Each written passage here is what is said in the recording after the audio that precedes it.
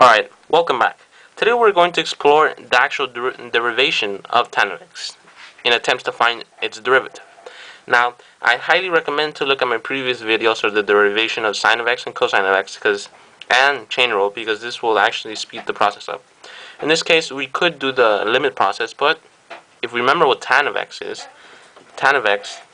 simply sine of x over cosine of x. Okay. If we actually reorder this, in other words, if we call it function, and I move the cosine of x upwards using a negative exponent, we can actually see that this looks just like a simple product rule and chain rule. I highly advise going against quotient rule. I'll explain why. But let's actually take the derivative.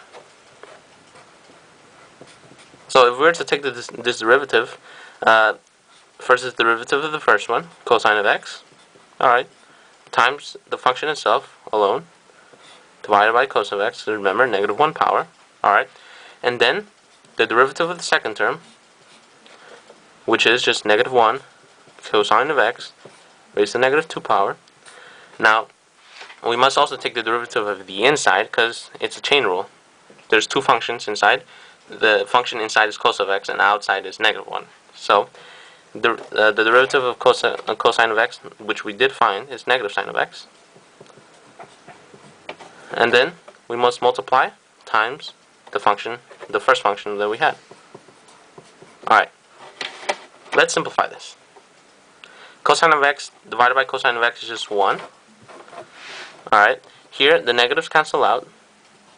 We're left with plus sine of x squared divided by cosine x squared. Alright, so now we have 1 plus sine x squared divided by cosine x squared. Well, let's actually write it in a more convenient form. We need the common denominator, cosine x squared. So I will multiply top and bottom by cosine x squared. Same thing. Alright, so because these are a common denominator, we can add them up. Cosine x squared. Then we have cosine squared x plus sine squared x.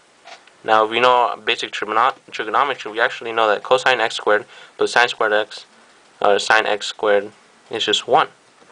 Alright, so that means that the derivative of tan of x is just 1 over cosine x squared.